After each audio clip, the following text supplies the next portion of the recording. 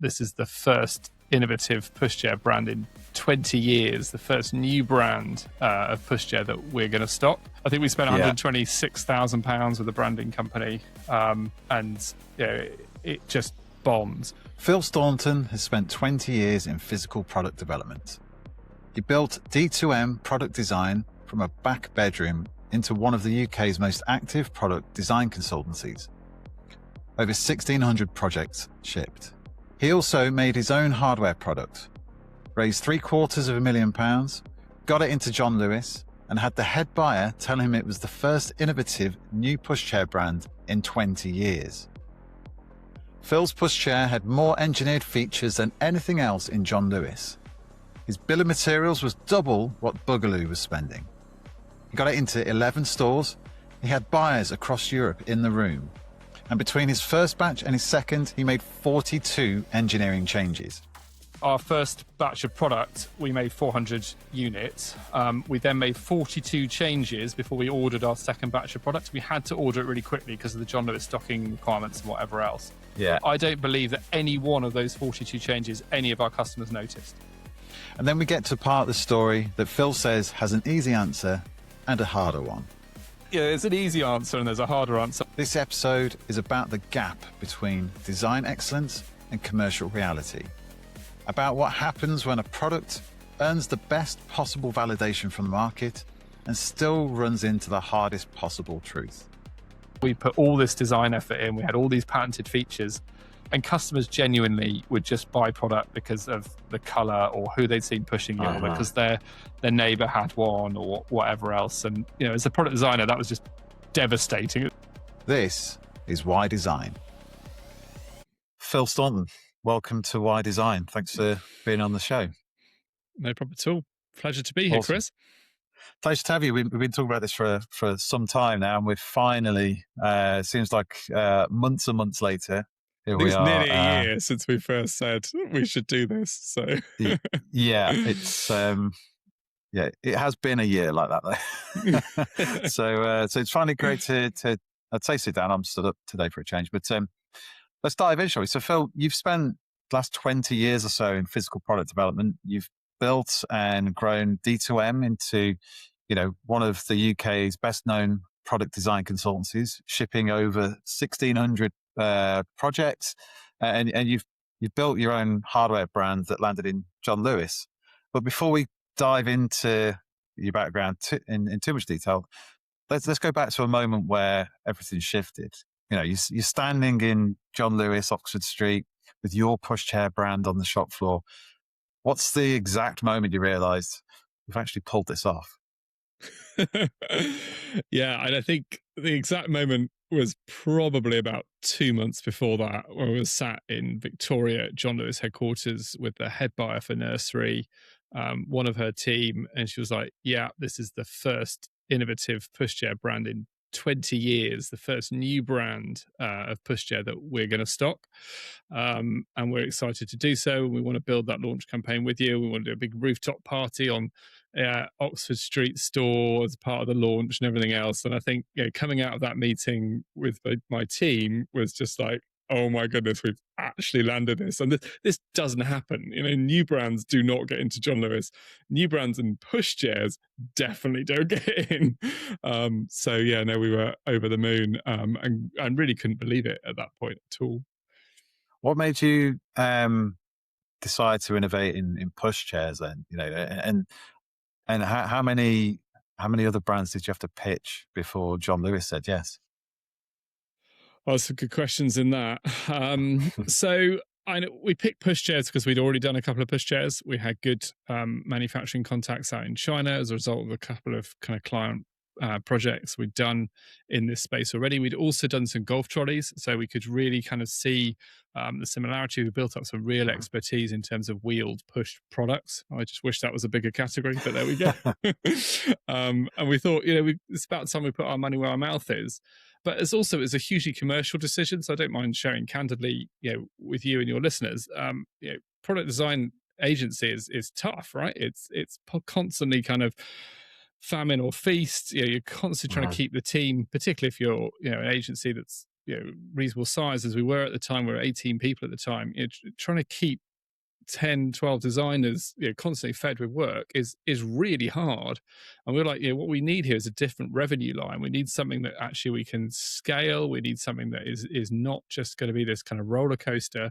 And that's why we decided to develop our own product at all in the first place. And then, as I say, pushchairs, because we had some experience there. Also, genuinely, I was really interested in designing pushchairs. They are not easy, and I don't like easy product design. We've always done technically complex stuff. There's mechanics in there in terms of the folding mechanisms. There's textiles, and we've got a textile team at D2M. So integrated textiles and hard goods we're really good at. There's metal work, there's plastic work, wheels, bearings, all that stuff that I can get excited about as a kind of technical, functional product designer, basically. So that was all the reasoning. And I can't remember the second half of your question now, Chris. It was how many others before brands John did Lewis. you have to pitch to? Yeah. Well, we've done a couple of consumer shows, and we pitched to some of the smaller independent retailers before then to kind of cut our teeth and learn what it was like to pitch in front of a buyer, kind of get our answers down to kind of standard questions, make sure we could supply good, ready answers. And actually we were ready to supply John Lewis. And actually when it came to it, we weren't, but we thought we were at that point, having done a few independents. So we were probably in about 6 small stores. We'd probably done something like kind of 3 or 4 consumer shows by that point. So that was the time we thought, okay, let's go for this. Was it your own branded product? Did you kind of white label it and brand it as a John Lewis? No, so it's a hybrid. So yeah. And there's an interesting story there because it really shouldn't have been in the end. So we decided, rather than designing from scratch, that we would start with a pushchair that was manufactured by a factory we had a good relationship with. But there's lots wrong with the design, and we're like, okay, well, we'll redesign it, but what we'll do is we'll keep the frame, we'll keep the folding mechanism, we'll upgrade it to premium, we'll look at the textiles, we'll bring in some new features. We had these kind of wheels that took out all the bumps, that had suspension built in, which were quite clever, and all this kind of stuff. Wow. So but actually in the end there were 2 fundamental flaws with that logic. Even though it did save us tooling cost, actually fitting around their existing chassis cost us more time than it would have taken us to design from scratch in the end. And also we lost orders because people were like, we love all the premium features, completely see how a premium buyer will buy into that, but your folding mechanism, some of your moldings or whatever, they're just not premium enough. They just feel like a mid-range pushchair, because obviously it was. And we hadn't anticipated that actually the buyers particularly would be that discerning. I'm not convinced that too many end customers that would look at the quality of a folding mechanism molding and go, that isn't good enough, I'm not spending £900 on that product. But certainly the buyers, when they reviewed it from distributors in other countries and whatever, were like, no, that's not high enough quality. It's interesting, isn't it? Because John Lewis is a quality retailer. They didn't have a problem with it at all, but we did certainly lose other orders because of that. Oh, interesting. Yeah, and I guess it's it's one of those things that you might not necessarily go in fully armed with that knowledge if you're approaching it for the first time, and you might assume that good enough is good enough in a lot of cases. The actual end user, so long as it works the way it is, they're not going to kind of pull you apart on the mold quality. I would have thought so, but no. I think equally, there's a bit of a lesson in that as well, in that we went in premium, so our product was £900. Bugaboo at the time, depending what model, was $850 to $1,000. Stocker was maybe $1,000. There was some high end kind of eye candy models that were retailing at more like $1,600 and stuff. The Mima was about $1,200. So we pitched it in amongst the premiums, but I think we shouldn't have done. I think we should have gone mid-range, more volume, and not had that level of discernment from the buyers. If we'd gone to those buyers and said, this is a £750 pushchair, they'd be like, okay, that's top of the mid-range, but it's not premium. And they wouldn't be then measuring us against those other brands that had taken basically a bog standard pushchair, if you like, and premiumized it, whereas we didn't. We took a kind of mid-range pushchair and then put a whole lot of genuinely useful features and upgraded the textiles and stuff. And our BOM cost was about $200 on that product, and the Bugaboo at the time, their BOM cost was under 100. So ours was a Oh, wow. significantly more expensive product to produce, even when Yeah. you take into account volumes, and they're not that high in premium pushchairs, so there's not that much of Mm. a discount in it. But as a customer, you're getting significantly more for your money with our product. Yeah. But being in that premium price point did just open us up to a whole lot of scrutiny that we could have avoided, could have not chased margin and chased volume Uh-huh. instead, to hit our numbers, and gone from there. But equally, Okay. there's loads in that market that was just really tough at the time. And yeah, Yeah. but there we go. And you mentioned that you're taking it to trade shows. You met potential buyers there. Were you taking a prototype to trade shows, or were you taking essentially the finished product and you're pitching that to the buyers? Yeah, so because we were working from a mid-range kind of existing pushchair, we Yeah. were able then to actually get effectively factory samples, Yeah. albeit potentially with some prototype parts, that then look the part for those trade shows and those Yeah. consumer shows. And we raised £750,000 worth of investment in total. So we went into tooling, Mm. and because we weren't tooling the whole thing, we could go into tooling quite quickly. So relatively Okay. rapidly, we were actually showing sample product, Yeah. as opposed to prototypes. And it's very, very hard to get a prototype pushchair to work Mm. like a final product, look like a final product. So Yeah. we had to get there quite quickly, really. Interesting. Yeah, we've dived deeper than I expected to on the opening question, but it's super interesting.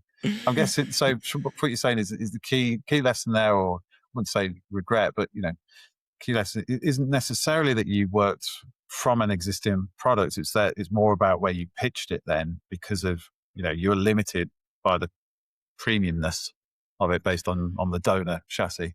Yeah, I think so. I certainly didn't Yeah. realize until I'd gone in and Yeah. done the project that actually, if you pitch it premium, and it seems obvious, right? But wasn't thinking about it. You're going to get a whole load more scrutiny than if you pitch it Yeah. kind of mid range, and that did make a huge difference. I think Mm. there's lots of other lessons in it as well, but certainly kind of chasing margin and going, we want to make the maximum we can per product early on. It's certainly not something I ever advise my clients to do. It's like, you've got to Mm. get market penetration, you've got to get volume, you've got to get that factory relationship in a good place, and you're Mhm. only going to get that as and when you've got some volume going through there. And it's easy to go back to investors and go, look, we've sold a lot, we haven't made much margin on that, and we've got Mhm. mechanisms for improving that margin over time, than it is to go to investors and go, look, we haven't hit our numbers, we haven't sold much Yeah. volume at all, but we've made loads of money on each product. And they're like, well, yeah, and Yeah. we weren't in it for a quick return, Phil. What we wanted to see is volume. And Yeah. if you can prove the volume, then arguably they put more money in if necessary to kind of Uh-huh. then find those kind of ways of improving the margin. Of course, when you've got volume as well, and you can then negotiate with your manufacturers, and you can squeeze the margin there anyway. So Uh-huh. yeah, I think that was a big lesson, really. Amongst a whole lot of others, Interesting. we wasted a lot of money on branding. So I think we spent Yeah. £126,000 with a branding company, and it just bombed. So we launched that Wow. brand and that messaging that they came up with at Cologne, a massive international trade show, 30 buyers from all over the world in the room, and they just came up to us afterwards and went, love the product, don't understand the brand, don't understand the messaging. Oh, really? Yeah, and that was it was a big, well-renowned company. We'd taken references, all that kind of stuff, and Uh-huh. it was horrible. The amount of equity I'd given up to raise that money to do that branding, and then it was not good. So, So what would you? I mean, because you've been down this path a few times, have you? With kind of launching products, but what were the key lessons or kind of takeaways from that kind of that experience of the branding? That you could share with others. yeah, and I think. Just because a company is expensive, just because they say they're good, don't believe it. And I think the mechanism I use now with our clients is say, look, use minimum viable branding in the same way that you do minimum viable product.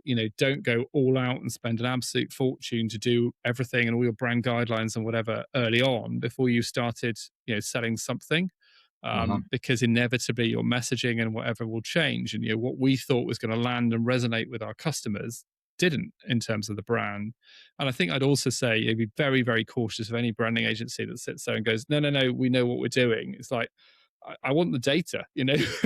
How many of our target customers have you run this messaging past, and how many have said, yes, I'll buy a product that says that, or how many have said I prefer that kind of logo to this one. And the problem is, a lot of the time, well, certainly with my experience, the guys doing the branding, there's a lot of arrogance there. And as a product designer, I wouldn't ever, tend not to say to our clients, this, it's got to be this is right. I know I'm right. Yeah. It tends to be, we're going to do the market research and we're going to prove it. If the client doesn't want to pay for that, well, that's up to them at that point, clearly. But I would always do branding now with the target market, involved at every step of the way to make sure that you don't end up, £100,000 plus down the line and it doesn't work. Yeah. Well, I guess, when you think about the professionally trained storytellers, aren't they? So they're in the business of hopefully kind of bringing you on a journey and getting you excited about it. So if you're personally invested in the product and the brand, it can be easy to see why you might get, swept up in that. They were absolute masters at that. So every time like we hit a kind of a milestone where they were revealing something or whatever, it wasn't just I'll ping you a PDF and an email. It's like, come in for a meeting, and then they've got a nice coffee, and they've got blah blah blah, and then it's all on huge boards printed around the room, and all of that. Just it's all curated to basically to make you think this is great and not question it. Whereas actually, what would have been much more helpful in retrospect was something that was less showy and more focused on and actually functionally working with the customer. I'm just getting visions of Mad Men now. Awesome. Well, let's dive into the actual first question I used to ask was Phil, why design? What drew you down this path? All those years ago. What kind of pulled you into ID? Yeah, it's a really good question. So I was passionate about two things really when I was kind of choosing A levels and all that kind of stuff. I was passionate about building models, so radio controlled aircraft, boats, all that kind of stuff. Passionate about building little mechanisms and motors and battery arrangements for radio controlled boats and all that kind of stuff. And kind of just loving that. Loved DT in school, and naturally, I guess, found that an easier kind of subject. And the other thing I was really passionate about, which I kind of didn't tell anyone because it just wasn't cool, and I'm still not sure whether it is cool or not, but I think it's cooler than it was. You're going to commit it to a podcast. I was just really passionate about nature and wildlife, basically. Okay.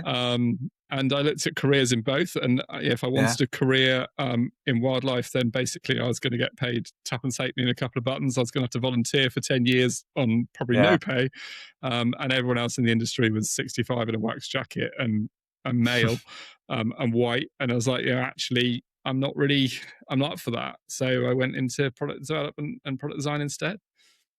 Yeah, and now it's minus the wax jacket. It's middle-aged and white blokes as well, predominantly in industrial design. But it is indeed. So I didn't manage to get any greater diversity in terms of the type of contemporaries I was working with, but I did at least manage to get decently paid from the outset. Yeah. So awesome. And I'm looking at your qualifications. It's classic kind of maths, physics, and DT at A level, and then industrial design and technology degree from Loughborough. It's like if we were the other way around, I was interviewing for roles. I'd be able to open my client book up for you because it's that's the classic of foundation what we look for. So it's great kind of starting point. So talk us through kind of those early days then, coming out of university. Did you know what you wanted to do? Was there kind of a obviously it wasn't nature at that point, it was going to be design. So did you know you wanted to build a design consultancy? Very clear from age of 14, 15, having decided I was going to do design rather than the kind of conservation or anything. I was like, right, okay, what A-levels do I need to do? Exactly like you said. Where's the best university in the country? And then went and made sure I got a first from that university, basically. And then made sure I got a job, did everything I could to kind of do that. And then, I think even in my yearbook at kind of sixth form, kind of leaving, I was like, I'm going to start my own kind of agency. It's probably because I'm just really not very employable, don't like being told what to do, and I tend to think that other people are making the wrong decisions. So I was always aware that I probably wasn't going to be able to work for anyone else for too long. At least, yeah, you're able to reflect on that and acknowledge. I think plenty of people go through life wondering why they're not progressing because they just don't work well under authority. But I mean, yeah, I think that's softened quite a lot now, yeah. and I think having spent 15 years running my own show, having exited the business kind of at Christmas, I'm very excited about not having to be the person in the room all the time that everyone looks to. Everyone wants to start the meeting, who takes responsibilities, constantly worried about cash flow. Well, until a couple of years ago when things really took off at D2M. So I'm quite looking forward now to that, and I'm certainly much more open to working for someone else. But as an arrogant kind of 20-year-old, mid-20s or whatever, I thought I knew better, and that was I wanted to be steering the ship, I guess. No, it's funny how things how perspectives change over years as well, and just we evolve as managers, as leaders, as employees as well. So I've definitely become more zen as I get grey hairs, and I think I interviewed Will Butler Adams from Brompton last year. And one of the things that I'm going to sound very AI now when I say one of the things that stuck with me, but seriously, one of the things he said is like, well, did anyone die? If you made a decision, did anyone die or get hurt? If not, then that's fine. Let's learn from it and move on. And it's like whenever kind of I've got someone in my team that's worried about making a mistake, or they've maybe put a typo on an email, it's like, no one died. Next week, no one's going to remember that typo, or whatever you've done, it's fine. So I'm definitely getting more zen. A few years back, I might have lost the plot because I was obsessed about detail. So. Before we dive back in, this one is for founders and CEOs building physical products. If you're thinking about hiring a VP of product, chief product officer, or head of R&D, this is not just another hire. It defines how your roadmap is set, how your teams are built, and how your company competes. At Kodu, we specialize in securing senior product and engineering leaders for hardware businesses entering their next stage of growth. Focused, discreet, high consequence. If that decision is on your horizon, find me, Chris White, on LinkedIn, and let's talk it through. But so well, talk us through. You kind of start in D2M. Obviously, we'll talk about kind of where you are at the moment, but in a moment. But you grew D2M from nothing, essentially, and in a fairly kind of young age as well, and you turned it into quite a serious operation, where you developing products not only for clients but also for the business. So, what was the first decision you remember that it made it feel like a real business? Do you remember, was there a moment there? Yeah, I think when we employed our first member of the team, and it wasn't just me in a back bedroom, and that was only about 3 months after starting it, and it was an incredible kind of growth rate initially. I'm not sure in retrospect I take much credit for that. I think there's lots of good tailwinds at that point in the industry and whatever else. So I'm not arrogant about it, but it did grow very fast. That was 2010, wasn't it, when you started? Yeah, 2010. I was 28 or something, and got our first clients very quickly. But none of that really felt like a proper business because I was still working in my back bedroom or whatever else. We then moved into kind of shared offices, but it was really looking at the CV and going, that's the person we're going to kind of interview, and then going, okay, we're going to offer them a job. At that point, it was like, oh, actually, this is working. This is kind of bona fide. I had some help starting the business as well, in the kind of shared offices that we weren't kind of paying for, and some kind of capital to start it. Not as much as I said we needed, but nevertheless, it was still something. And at that point, it felt kind of real, really, and that someone else's mortgage was dependent upon me being able to bring in enough work. So. Yeah, it does make it real. So what triggered that first hire then? Was it just demand from the clients, or were you? Yeah, Yeah. it wasn't even it wasn't a designer kind of hire. It was a Mm. basically kind of office manager. It was just there was Okay. so many inquiries coming in, so much to kind of Uh-huh. handle in terms of proposals going out, and I was doing the design work, and it was like, it doesn't make sense for me to be, well, I can't spend all Yeah. week dealing with proposals and new Yeah. inquiries, and then all weekend doing 5 days worth of billable work. It's just not going to happen. And it was, obviously cheaper and easier to hire in an office manager than it was to hire a designer first off. But within 2 years, we were 4 designers and a part-time kind of proposal writer and stuff as well. So Yeah. yeah, it did grow very rapidly. Um, Yeah. I'm reading Buy Back Your Time at the moment. I don't know if you've come across that, but it cool. literally the mantra is look at the tasks that you perform on a daily, weekly basis. Which ones, are high value tasks that you do exceptionally well, Yeah, and that only you and the business can do exceptionally well, and then delegate as much as humanly possible. Employ people who are awesome at those not so high value tasks, because yeah, otherwise, yeah, you just find yourself being busy all the time. yeah. So, And that is the story of D2M. That is the story of the uh, 15 years of building D2M. And I just, yeah, we recruited a designer, probably a guy Rupert yeah, Worries, relatively rapidly, and I was like, yeah, this guy is just so far above what I could do design wise. It yeah, was like, that's the type of person I want to employ. I don't care that he's way better than I am or I feel yeah, kind of inferior. It's like, yeah, but he's working for my clients and helping me build my business. Well, yeah, great, And I look at the guys now, and I tried to do some CAD this morning because I'm still kind of finishing off a kind of project. And I was like, this is yeah, just a waste of time. I'm just light years behind my team. yeah, So I just popped into the office and briefed one of the guys on it. And, 6 hours later, I've got something that would have taken me probably the best part of 3 days and is much better.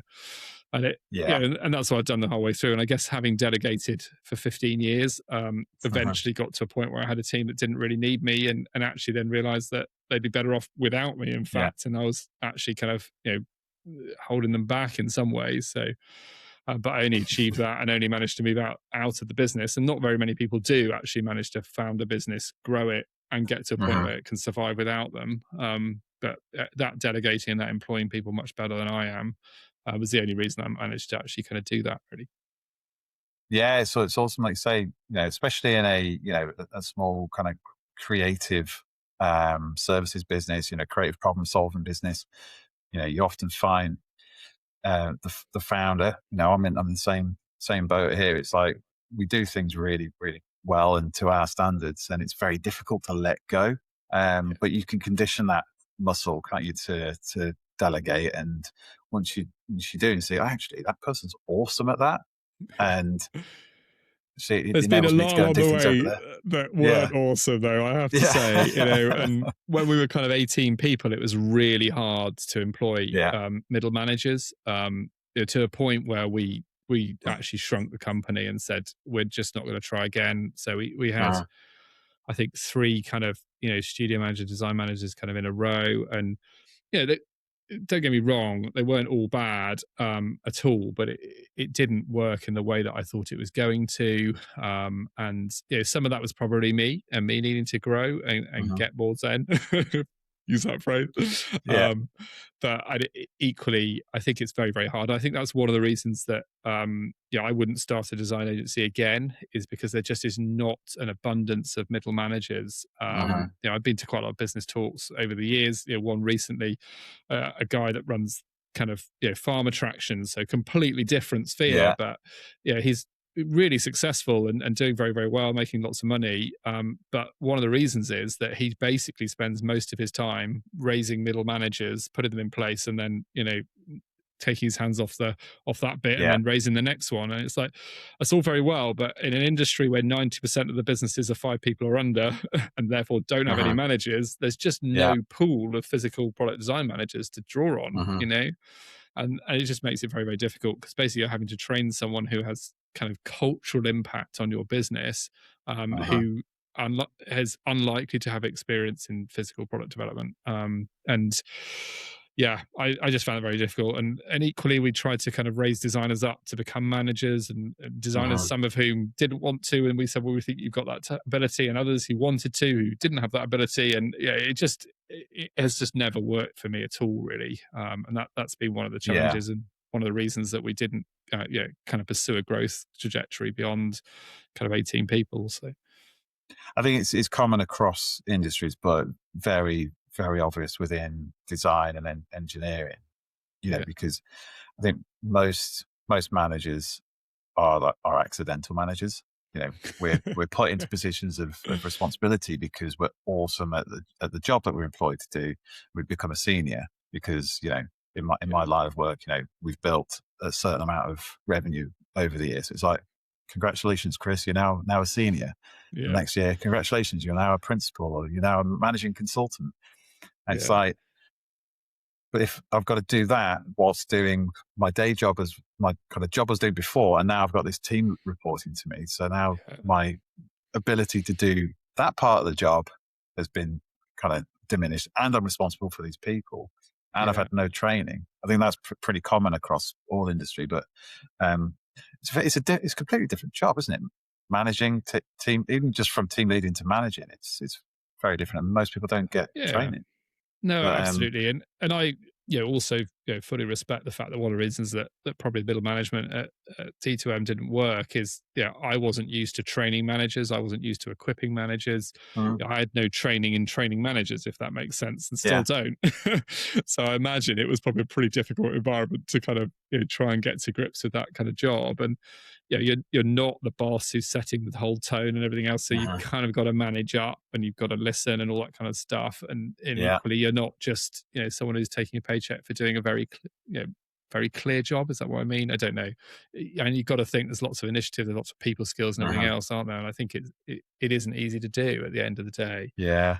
Um, but It's a yeah, lot fuzzier when you're a manager. I yeah, Thankfully I was put on a training course at my last job, and that just going through that year-long course, like a monthly check-in as well, and the syllabus, it did help me level up and help me become the more zen manager that I am today.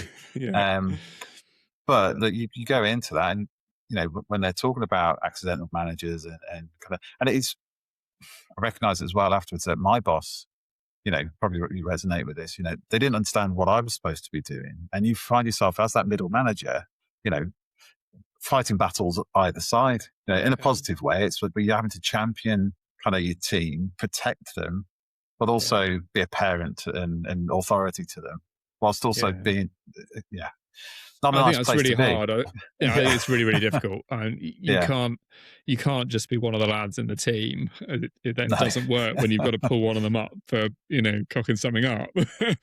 um, Absolutely. but Would you, equally, it's quite lonely in a business of kind of small business, because yeah. you're not on a level with a whole lot of other managers who you then do kind of naturally kind of hang out with and stuff, or go to for Mm. help and advice and support. So yeah, it's difficult, isn't it?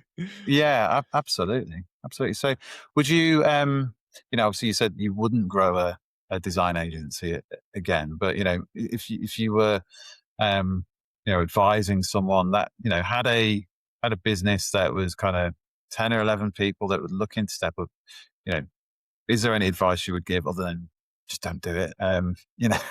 Yeah, I would be very, very strong on don't do it. And Yeah. then I would justify that and say, running a design agency at 11 people is a completely different kettle of fish to running a design agency that's 25 people, 40 Uh-huh. people.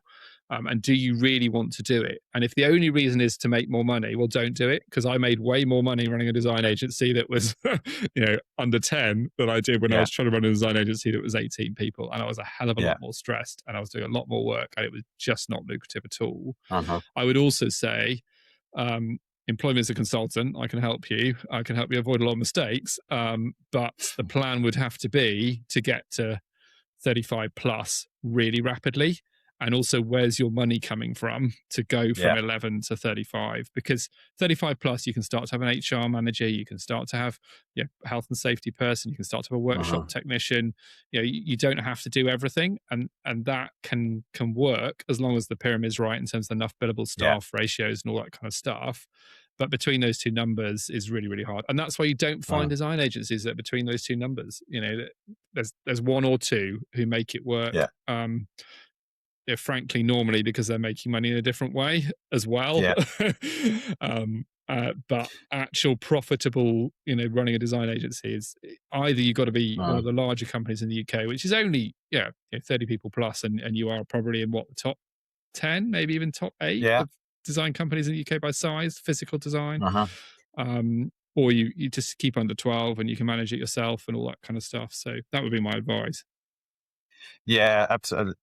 I'm seeing, certainly since COVID, that there's a trend for companies that might once have been in that upper bracket, are now kind of 5 or 6 people, and they're doing really well.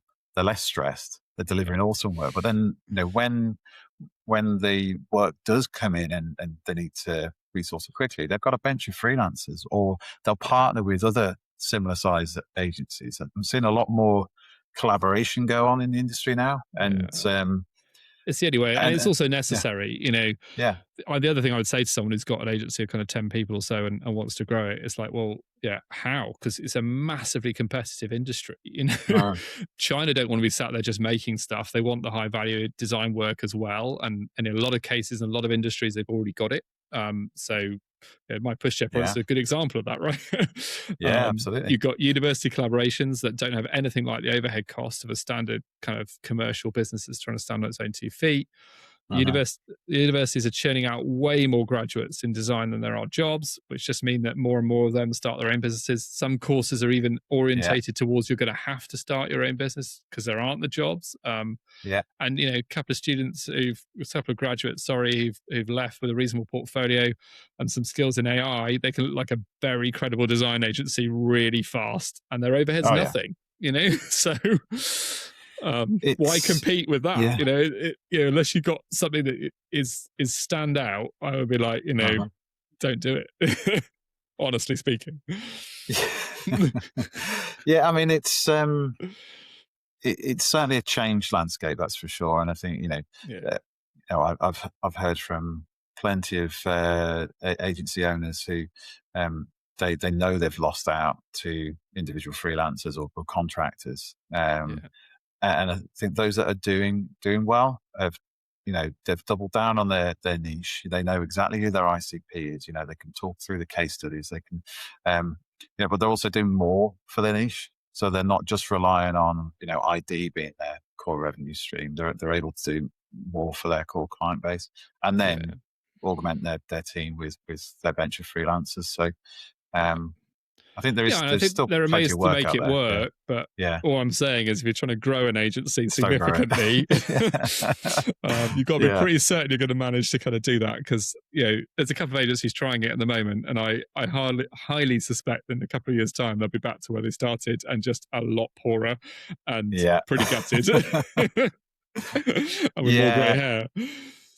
It's you got to go back to the why. Why are you building it? Again, if it's just for money, then you probably just want to take stock of, is that actually going to generate more profit? Is it is it worth it? But it's a lot less sexy, isn't it, to kind of look at your current agency and go, how do we make this more profitable?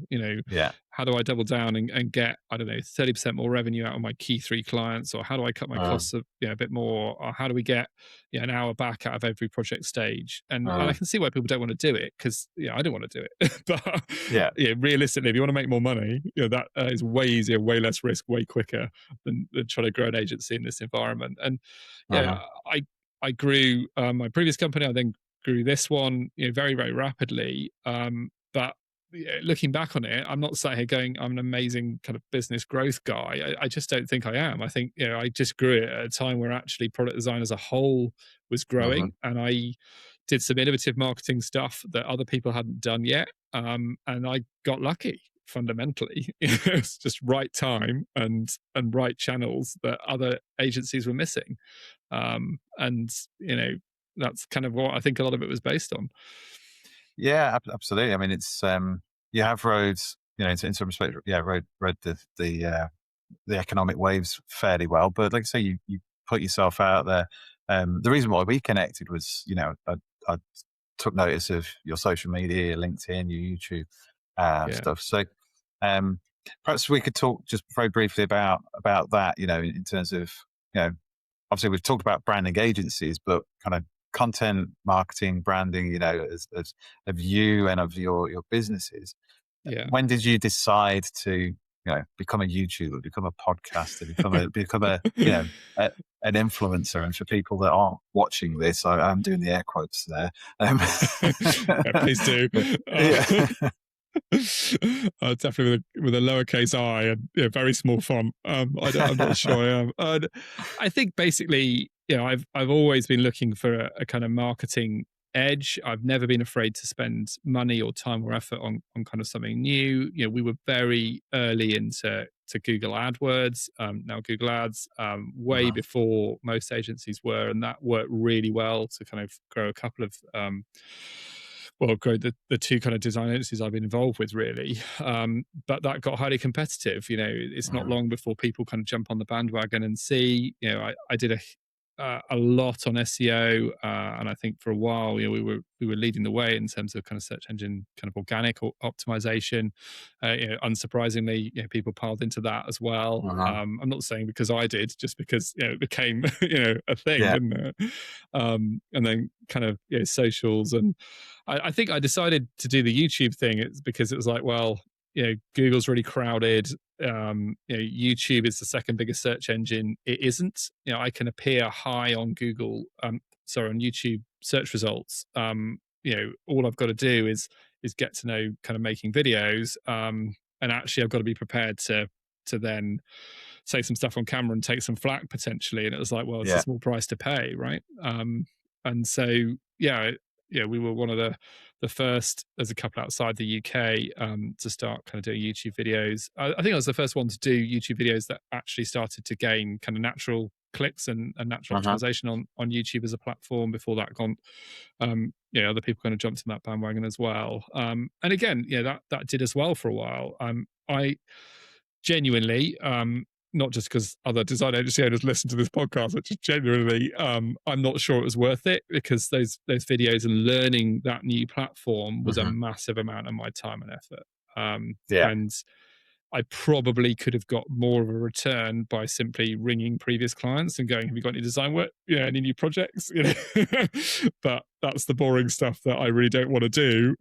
So I didn't, and I did the stuff that, involves some creativity and involved kind of learning something different and whatever. So that was the kind of main decision around doing that. And then, fairly shortly, I don't know, a couple of years into that, I was just like, actually, this is huge amounts of effort, huge amounts of work. And we were getting a lot more kind of entrepreneur clients off the back of it, but they're hard work.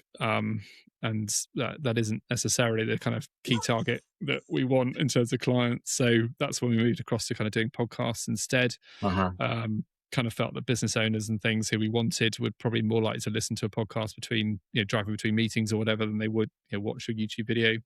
So moved into kind of podcasts at that point as well. And that was the kind of logic behind that, really. Yeah, it's certainly, if you're attracting the wrong audience, especially with entrepreneurs, that's not how you're going to get 30-40% more profit out of you out of your existing team, is it? On those that's how you're going to lose designers and how you're going to get grey hair and lose profit. Absolutely. So could you could you point to kind of maybe your biggest win, or kind of your most memorable win that's come from the back of either YouTube or podcasting? Oh, wow. You didn't prep me for this question. We don't like people being prepped on this show. It's all about, just dive in. No, fair enough. I think, that's a really good question. I don't know is the simple answer. And we have a potential off the back of the podcast who we're talking to at the moment, who if we land that would be really, really good. Great in terms of it fits well with our kind of other case studies, and they're a really great company, and they're relatively local, and they are doing super well in terms of the kind of revenue off innovative products that they've already made. So yeah, I obviously can't say who they are at this point. But yeah, that would be a fantastic win if that kind of comes off. I think I couldn't point to specific ones on the YouTube from YouTube, but I do know that for about kind of 18 months or so, almost every inquiry said, I've seen the videos. Which I'm now slightly embarrassed about because they're 4 years old and some of them are thinking, what was I doing? But nevertheless, I think the thing is they were particularly to a particular type of client, not just entrepreneurs, some of the kind of businesses who hadn't done product development before or founder-led businesses kind of dipping their toe in the water. I did just share very candidly a whole load of very useful stuff about what it takes to really kind of get a product to market. And I think that just built authority with a niche of customers who weren't necessarily looking for a design agency that had amazing visuals or whatever else, but wanted someone who was actually going to understand what they were going through and be able to take them through more of the process. Then they did really appeal, which is great. I think the great thing about YouTube and podcasting and the social, anything that you're doing to present an opinion or authority in a topic, whether that be you just talking to the camera or like we are now talking to an expert, it's evergreen content. It's always there. So, people can find that in it. And the more content you're producing, the more kind of potential authority you're building. And I certainly found from my case, having done this podcast now for nearly 2 years and being kind of present on LinkedIn and going to networking events and trade shows and everything, yes, I have to sell, but I don't feel like I'm selling when I'm meeting a new prospect customer so much anymore, because the trust is already there, the authority's there. They know who you are, or they feel like they know who they are because you're ever present. And they know that you're not just another, consultant just peddling your services. It's like, well, you're Phil Staunton, you're Chris White, you've got that recognition. There's definitely a lot less selling because people inevitably have seen so much kind of previously, particularly the ones who've really done their research. And we quite like those as clients because they actually know what they're getting into. They need less hand-holding because they've done a lot of work themselves to go upskill and understand. And I know that really good kind of inquiry that I hope is going to come off and be really beneficial to the company. That was off the podcast. And I have absolutely adored making the podcast. It's been so good. And Why the Fork with Ben Diamond, ex Brompton and Unilever, an incredible guy to kind of co-host with, and the stories and around the design of everyday objects and whatever. It's just been fascinating, and there's such lovely guys to work with. Nick, who's the producer, and Ben, and the other one as well was all about product failure, basically. So we interviewed 6 people for that first series of people who were prepared to talk about their failures, because I think it just isn't talked about enough. Product development's really hard. Most product development fails, and yet no one really talks about why, and that means that no one can learn the lessons. So to actually kind of get on and look at that and examine that in some detail on the It's Only a Prototype podcast was a real privilege, actually. I really enjoyed making those. Second series coming off of the Why the Fork one, hopefully later this year as well. Amazing. So I know Ben, and he's a great character, great asset for that kind of show as well. He's so good. Yeah, great match. Yeah. It's interesting you say about the failure though, because I'm actually looking at the stats for Why Design, and consistently the top listened to episodes, they reference failure or breaking or something like that in the hook in the title of the episode. So I think we should probably talk about why the pushchair failed then, so that you can get that. Let's go for it. We can get more listeners. There you go. Just dive into that. What broke? Yeah, there's an easy answer and there's a harder answer. And I think, the Yeah. easy answer is COVID. We just got into John Lewis. It takes a long time for it to pull through from the warehouses into each of the stores. And we were in 11 stores up and down the country. We just managed to actually kind of get it properly merchandised, displayed properly with all the right accessories. Some of the teams trained, and then COVID hit and all the stores shut, and it was like, well, great, we've got a consumer marketing strategy based on consumer shows, 8 of those a year in the UK. There's a lot of nursery shows, a lot of young parents out there buying products at shows. We just got into John Lewis and some other independents, and the whole lot was shut. And we tried to pivot, but it is very, very difficult at that point. And that was when I most regretted the money spent on the brandings. It's like, if I had £100,000 now to spend on influencer marketing and socials and everything else, I can probably make this work, but I couldn't when there was very little left in the bank. But that is the kind of easy, if you like, non-soul searching answer. That means it's nothing to do with me or any decisions taken or anything else. I think the longer answer we've kind of touched on. We shouldn't have chased margin so hard early on. We should have chased volume instead. I didn't understand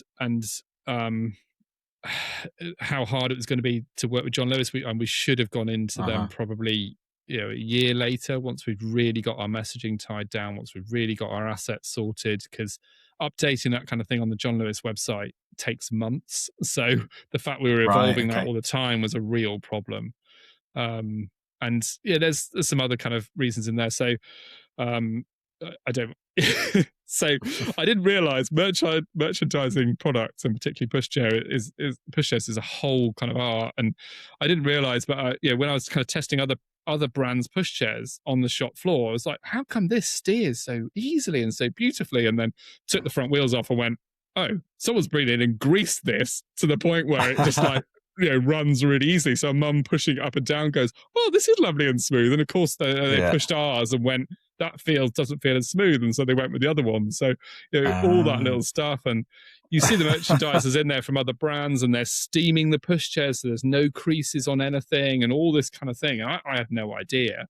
So it took us a while to kind of get up to speed and really kind of catch up with that, because obviously we didn't know.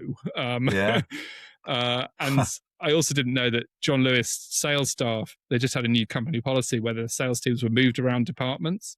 So that meant you go in there and there's 40 people in a John Lewis nursery department. Yeah. So you might train 6 and then go in the next week and you might train a different 4 and a couple of people have a refresh. Yeah. But you can do that for a whole year and still have not trained all the staff, because they move them into shoes after 6 months, or they move them somewhere else. And we would have had to have significant investment and therefore many more people on the floors actually kind of train the teams and stuff. And all of that was just learnings I just didn't realize. And even though we had, some seriously experienced directors who were, on those kind of areas, sales and marketing or whatever else, still some of it you end up just having to learn, and it just, a lot of that kind of caused huge issues really. And do you think in hindsight, had you asked, I don't know if you did this, but asked John Lewis for basically a best practice, how do we get the most out of this relationship, and how do we, what do we need to do to make sure this product sells really well in your stores? Do you think they would have been kind of open to that and say, oh, by the way, our guys swap out every 6 months. Yeah. We asked the question. The answer was you need to upload more videos and more PDFs to our kind of online staff training thing. Yeah. But we were on the ground training the staff, and we knew that they weren't looking at it. And but why would you? Who's got time to do that if you're a sales assistant in John Lewis? Particularly if you only work Saturdays or whatever, you haven't got time to go online and read all the brands' different kind of stuff. And the other answer was you need to spend more money with us. So, I don't know if you know, but if you want the stand at the front of the nursery department, that will cost you £12,000 a year. If you want the banner at the top of the John Lewis website, that's going to cost you another £20,000 a year. If you want the special kind of thing around it, that's going to cost you this. And it was all like, well, if you want to make the most of this experience, spend some money.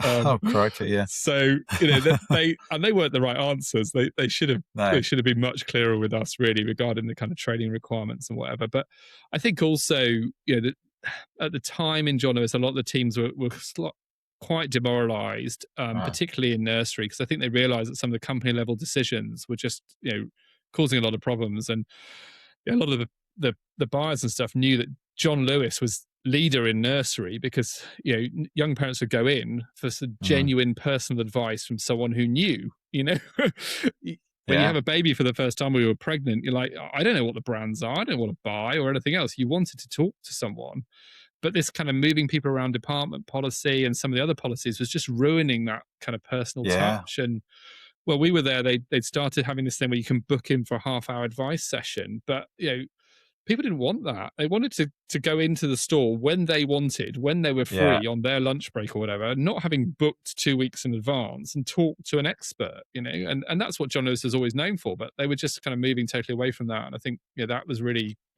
causing the team to question some things, really. It's really interesting, because I can imagine they're trying to placate the staff by moving them around every 6 months or so, keep it fresh. But then, I don't know whether they earn commission on as salespeople in the stores or what, but you're certainly going to earn more if you're more knowledgeable on the products. And and I think there's a difference, isn't there, between moving you around between kids' shoes and cookware, for example, and nursery. And one of the main issues with selling pushchairs, sorry to harp on, is that the person selling them in John Lewis needs to know how to fold it. Because if they're not confident folding it, they're never going to demo your product.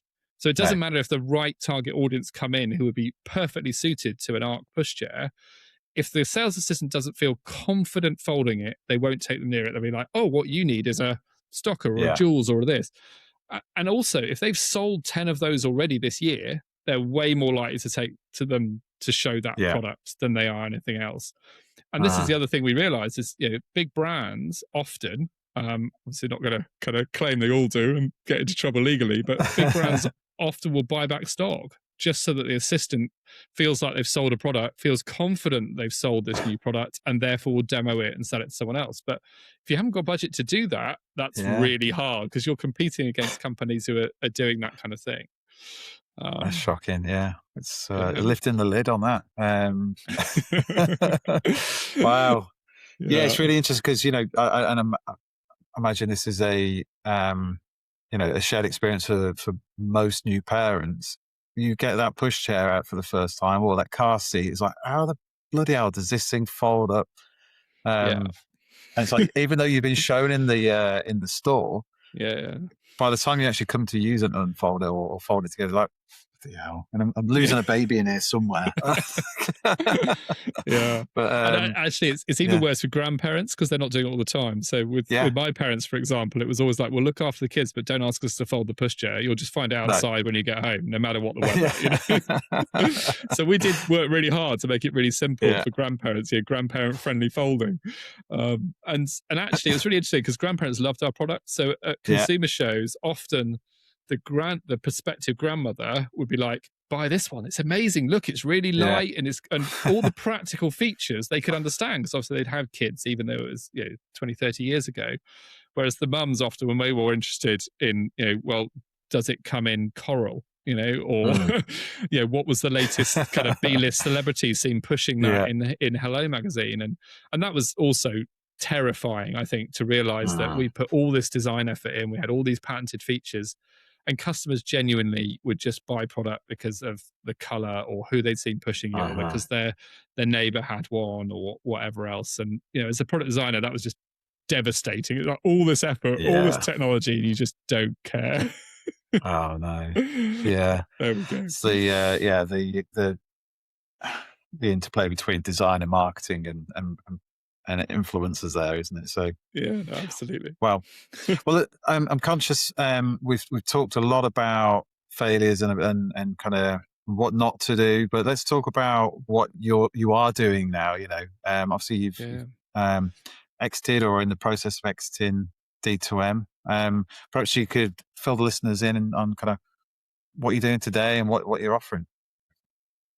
Yeah, it's a good question, and it's a question I ask myself still. I think I haven't had the luxury of kind of taking a 6 month sabbatical and deciding or anything else. Just not in a kind of financial situation that we could do that. So I'm still kind of finishing off a couple of things with D2M.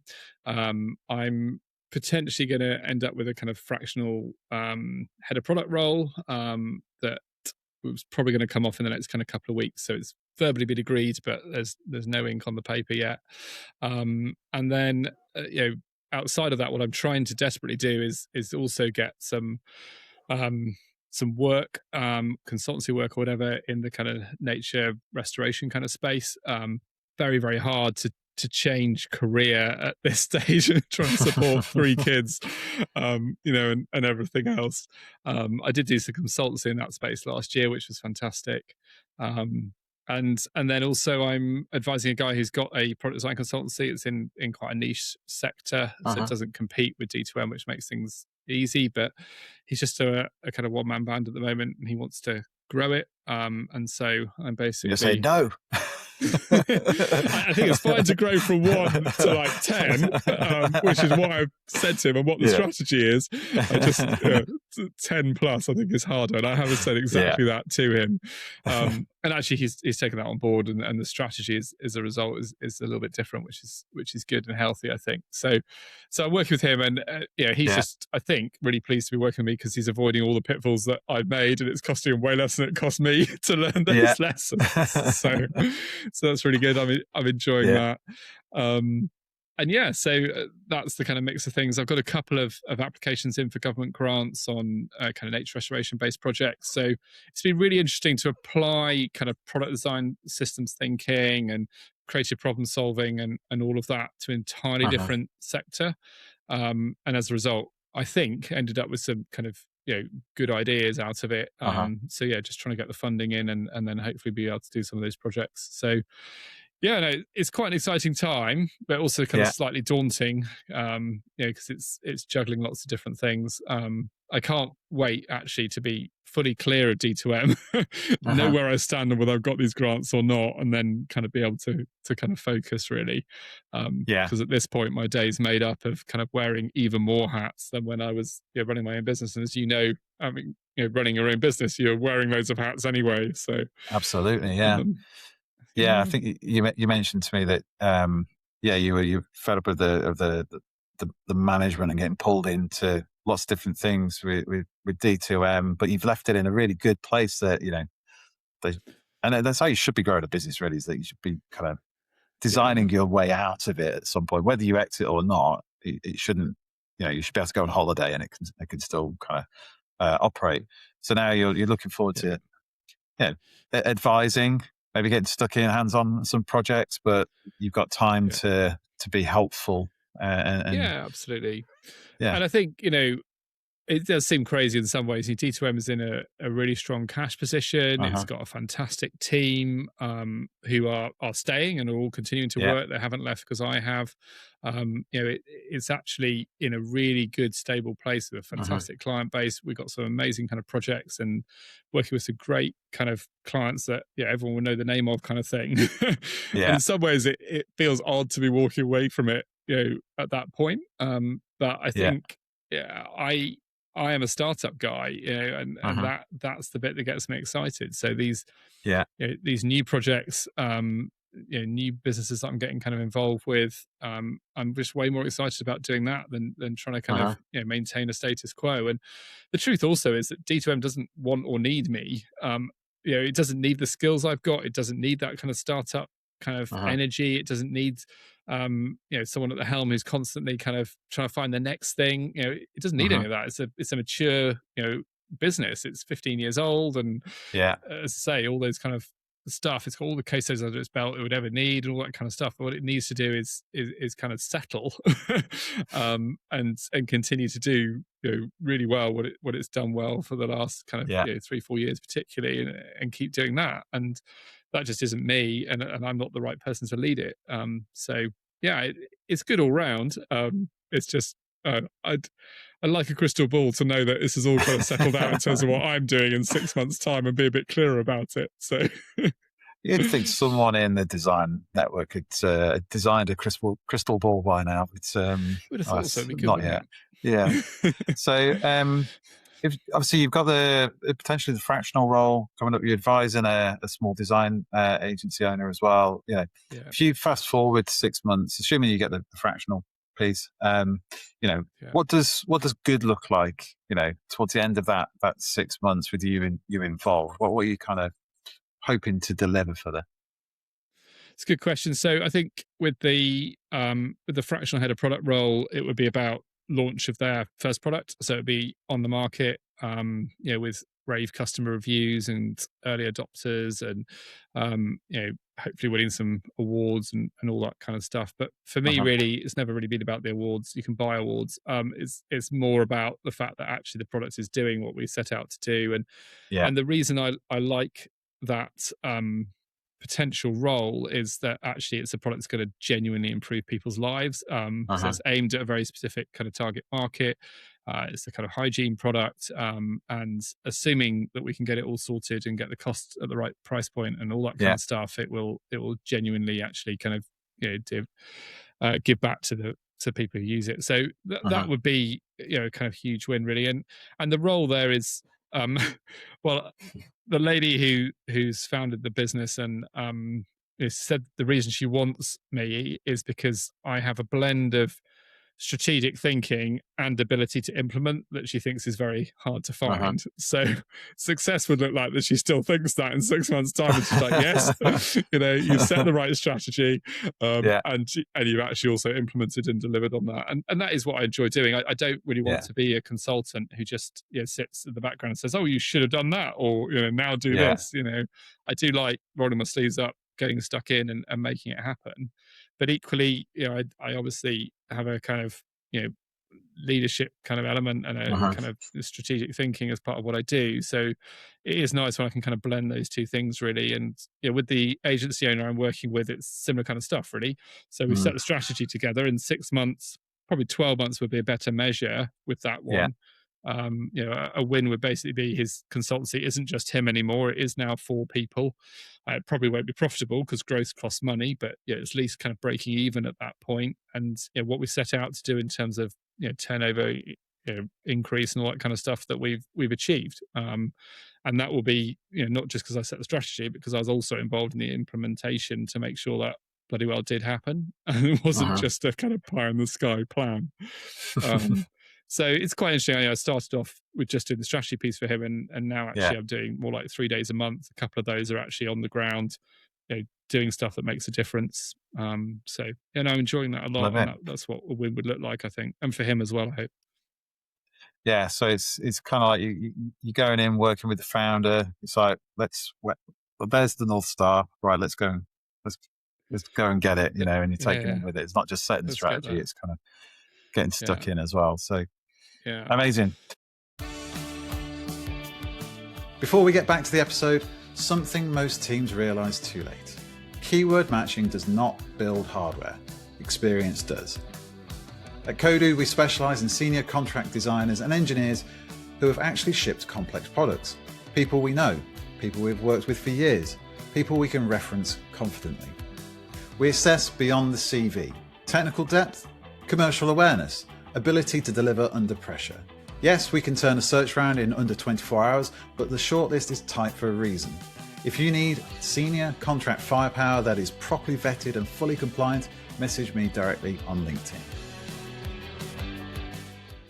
I'm conscious we've been recording for just over an hour now, Phil, so I'm going to wrap things up with some quick fire questions, which you won't have had a chance to kind of prepare for. So I'm just going to throw these at you. Just say the first thing that comes to mind, and hopefully we'll create some awesome little kind of sound bites that my marketing manager can chuck out there. But the first one, most underrated part of building hardware. The brief, getting the brief right. Yeah. One thing you'd never compromise on in manufacturing. Relationship with your manufacturer. So if it doesn't feel right, don't do it with them. It's got to feel right. It's got to be the right relationship. That's what I'm trying to say, if that makes sense. Yeah. Oh, massively. Yeah. I think that goes for most business relationships. If you've got to trust your gut in a certain Yeah, you could respect. extend that out to almost anything in business. Yeah. Yeah. The biggest myth founders believe about innovation. That they know what's right for their customer. Very true. Yeah. Best value test.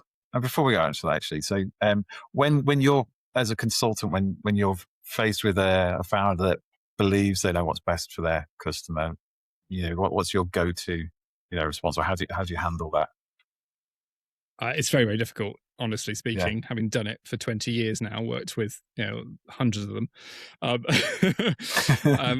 I think my go-to response basically is, okay, I understand what you think and why, and it's your business. And if that's what you want to base the next 12 months of development on, absolutely fine. We're with you, we'll support you, and we'll work to that basis. If it was my business, I would want some data to back that up. So we can help you get that data. You can go and use someone else to get that data, or you can not do it at all. But I just want you to know how I'd handle it if it was my project and my money on the line. Would you feel confident or comfortable sharing your kind of personal experience, with the branding agency, for instance? Because that's, Oh yeah, I do, and it's on my YouTube channel, a video about it and everything else. I'm very open about that type of thing. Absolutely, and I often tell the story actually that our first batch of product, we made 400 units. We then made 42 changes before we ordered our second batch of product. We had to order it really quickly because of the John Lewis stocking requirements and whatever else. Yeah, I don't believe that any one of those 42 changes any of our customers noticed. I think it was just design arrogance of we're trying to create this amazing product that we love, rather than actually listening to our customers and going, what's different. So I say to them, and I made that mistake as someone who's seen other clients do it all the time. I get it. I get why you think you know what you need to do, but just don't make the same mistakes that I made. Because those 42 changes cost a lot of money, and genuinely, I don't think it sold us any more pushchairs. Yeah, absolutely.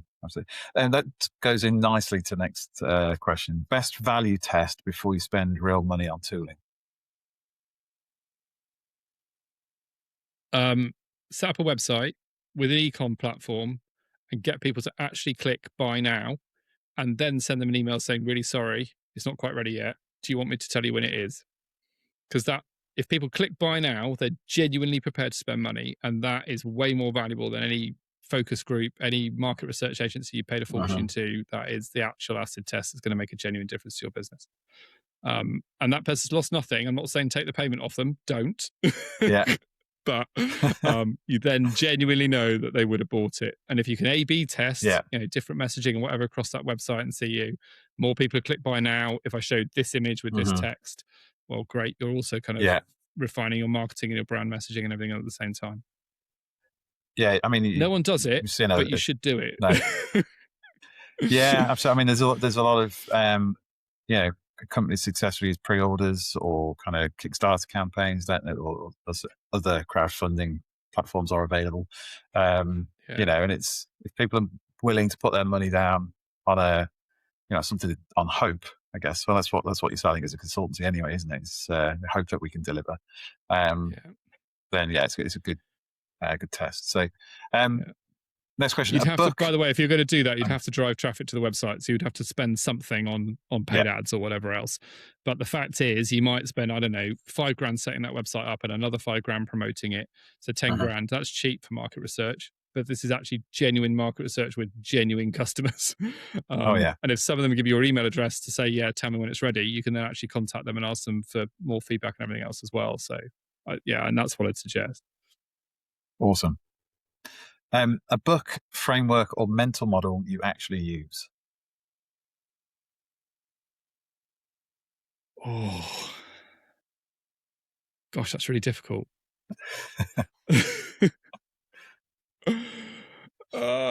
I don't know that I do. I just don't think I like being told what to do. And I think I'd feel like any of those things was basically telling me what to do. And so therefore I'd probably use it briefly. I'd probably innovate it so that it felt like my own, and then ditch it. So I don't know. I've got an answer to that. Sorry.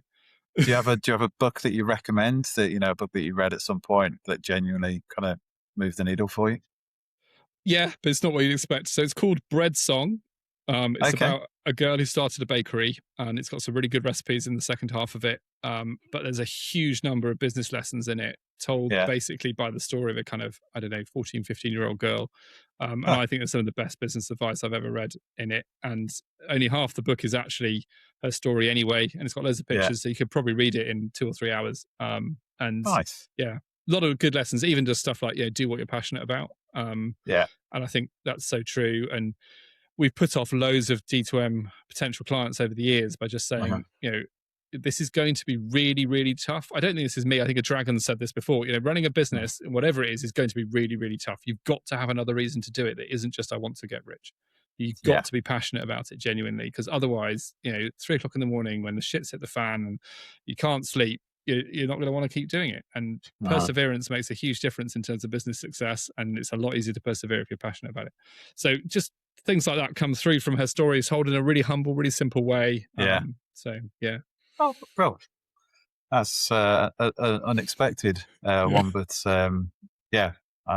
really interesting. Definitely look that up. So, bro, and we'll end on this last one. So, what's a small decision that usually becomes a huge problem later? In terms of product development or in terms of running a business? Your choice.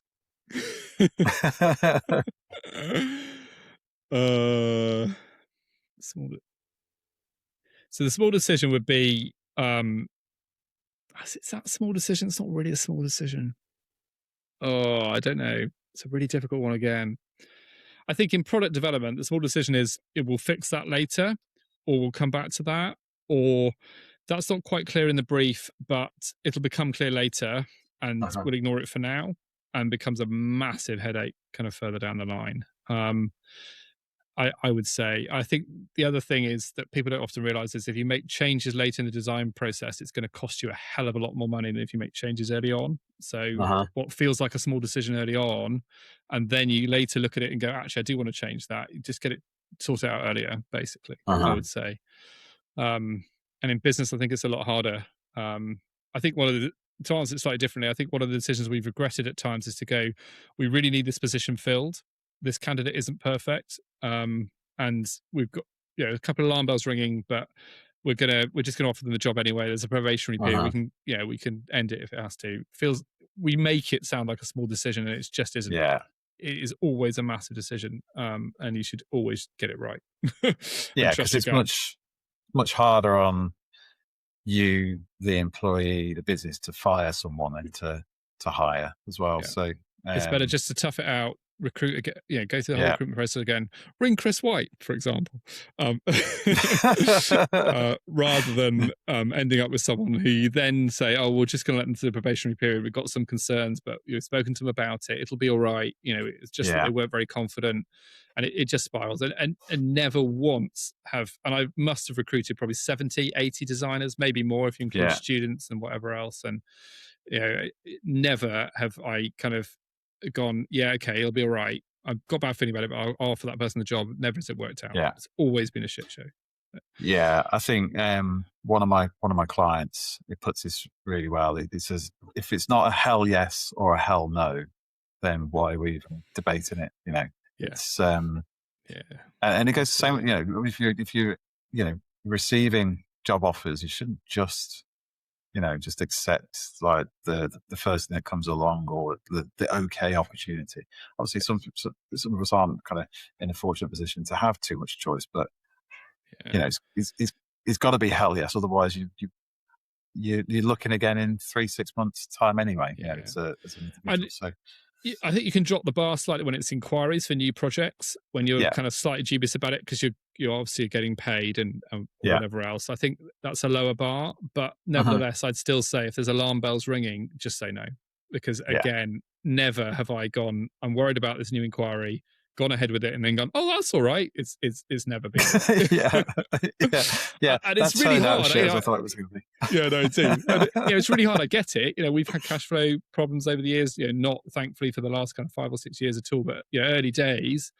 I remember being in the shower, kind of writing in the condensation the bills that were coming in or the invoices we were sending out, trying to make it all balanced because there's no money left otherwise to pay people or whatever. I get it. I get how you really do want to take that piece of work even though the alarm bells are ringing, but it is never worth it in my experience. It always costs you more. You always lose money out of it. Yeah, because most designers and people in my industry as well is once you get busy, like with project work, you stop selling. So if you're putting all your energy into this kind of this project that you've taken on because you need work, you're gonna fill it, and then there's problems that come out and absorb your time, and it means that you haven't got time for other projects or to go win the business. Right ones. Yeah, and that is where the evergreen content helps, by the way, just to tie it back to what we said earlier. If you've got YouTube videos or podcast episodes or whatever else, you can't turn them off, so they are always selling even when you're busy. And that is something that has really helped, I think, over the years, is actually we don't have that kind of no selling periods, because even when we're really busy, something is still selling the business. Yeah, we'll wrap up there just with something that I've been coached on as well. Is you've always got time to put content together. One of the biggest objections to doing social media or YouTube or whatever is like, I just don't have time to do that. But even just putting 20-30 minutes a week aside to create something to put out there as evergreen content, it's more than what most people are doing. And it compounds over time. So one of the most successful swimming pool companies in the States, the owner basically decided, I don't know, it must be 8 years ago now, I'm going to spend 10 o'clock until midnight every working weekday producing a piece of SEO optimized content. And that just revolutionized the business. The business went from bankrupt to one of the largest in the States, and he's now got a whole career speaking. He's written books and everything else as well. But a simple marketing decision, really. You haven't got to throw thousands of pounds at an agency or tens of thousands at a show or anything else. But it is time, and it is that commitment. But I don't think it's that simple these days. When he did that, probably SEO was less competitive than it is now, and less about the right settings and all that kind of other stuff that comes with it. But I think the principle's still there, right? Oh yeah, huge. So, well, Phil, really, really enjoyed our conversation today. Thank you finally for coming on the show. I'm glad we could get our diaries to square up. So, just lastly, how can people reach out to you and find out more about what you're doing? Perhaps you could drop the names of the podcast and or the best way to reach out. And LinkedIn's probably the best way because I'm evolving that quite quickly, obviously, as what I'm doing kind of is evolving. Obviously, if people need a fantastic design agency, then D2M Product Design, design2market.co.uk is still there and being run by my old team and doing a great job. And then I'll send you the links to the podcast. You can drop them. Podcast, you can drop them into the show notes. Awesome. Yeah, we'll pop all that in the show notes and all the comments and stuff when we promote the episode. But Phil Staunton, thank you very much for being on Why Design. It's been an absolute pleasure. Cheers. No problem. Bye. Thanks for listening to Why Design. If this episode gave you some new ideas, share it with someone in your team who'd find it useful. And follow the show so you don't miss what's next. And if you're building a product team or looking for your next challenge in design or engineering, that's exactly what we do at Kodu. We help companies hire smarter and faster and help great talent find work that actually fits. I'm Chris White. Connect with me on LinkedIn and let's keep raising the bar for design leadership. Until next time, stay curious, stay creative, and keep asking why design.